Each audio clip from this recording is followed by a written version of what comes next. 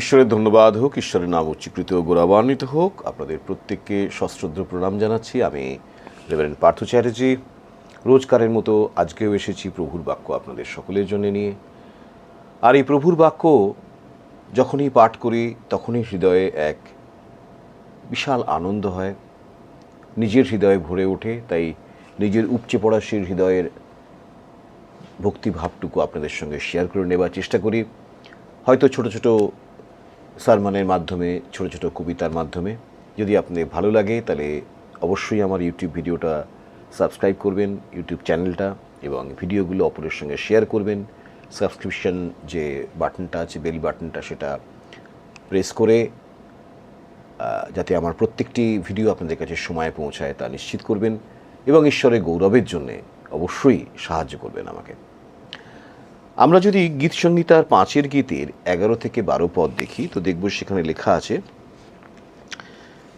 কিন্তু তোমার শরণাপন্ন সকলে আহ্লাদিত হোক, তাহারা চিরকাল আনন্দ গান করুক, কেননা তুমি তাহাদিওকে রক্ষা করিতেছ। যাহারা তোমার নাম ভালোবাসে তাহারা তোমাতে উল্লাস করুক, কেননা তুমি ধার্মিককে আশীর্বাদ করিবে। হে সদাপ্রভু, তুমি ঢালের ন্যায় তাহাকে প্রসন্নতায় বেষ্টন করিবে। এই প্রভুর বাক্যের মধ্যে বিশেষ করে গীত সংগীতায় প্রায় সেই ঢাল কথাটা অনেকবার ব্যবহার হয়েছে। আর আমরা জানি যে ঢাল হচ্ছে প্রাচীন যুগের এক ধরনের যুদ্ধাস্ত্র, যা মূলত শত্রুর আঘাত থেকে নিজেকে বাঁচানোর জন্যে, আঘাত প্রতিহত করার জন্য ব্যবহার করা হতো।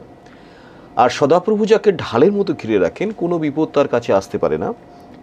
এবং সদাপ্রভুর সেই ঢাল হলো কি না, সদাপ্রভুর প্রসন্নতার ঢাল, তার খুশি হবার, আনন্দিত হবার ঢাল।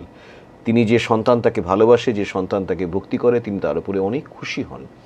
আর তিনি সেই খুশি ঢালের মতো করে সেই সন্তানের চারদিকে ঘিরে রাখেন। সদাপ্রভু প্রসন্নতা সেই সন্তানকে ঘিরে রাখে এবং সে আশীর্বাদ পায় এবং আহ্লাদিত হয়, আনন্দ গান করে। এই কনসেপ্টটার উপর বেস করে একটা ছোট্ট একটা কবিতা লিখেছি, আপনারা শুনবেন। কবিতাটা নিশ্চয়ই আপনাদের ভালো লাগবে, অপরের সঙ্গেও শেয়ার করবেন, ঈশ্বরের গৌরব করবেন। কবিতাটার নাম দিয়েছি তুমি আমাদের ঢাল।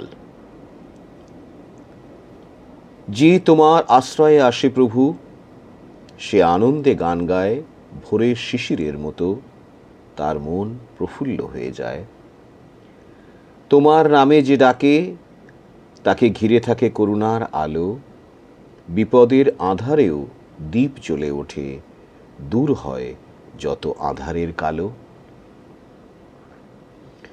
তুমি ন্যায়বানদের আশ্রয়, শত্রু তীর তার থেকে যায় ফিরে, তোমার অনুগ্রহে মোড়া থাকে তারা, তুমি থাকো ঢালের মতো নিয়ত ঘিরে।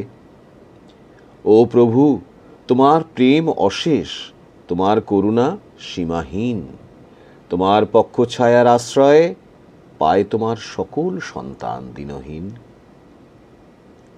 ছোট্ট এই কবিতাটা যদি আপনাদের ভালো লাগে তাহলে অবশ্যই শুনবেন, অপরের সঙ্গে শেয়ার করবেন, আমার ইউটিউব চ্যানেলটাকে সাবস্ক্রাইব করে আমাকে ঈশ্বরের বাক্যকে আরও দূর দূরান্তে স্প্রেড করতে সাহায্য করবেন। ঈশ্বর আপনাদের প্রত্যেককে প্রচুর পরিমাণে আশীর্বাদ করুন। ঈশ্বরের ধন্যবাদ হোক, ঈশ্বরের নাম উচ্চীকৃত গৌরবান্বিত হোক। Amen, amen, amen.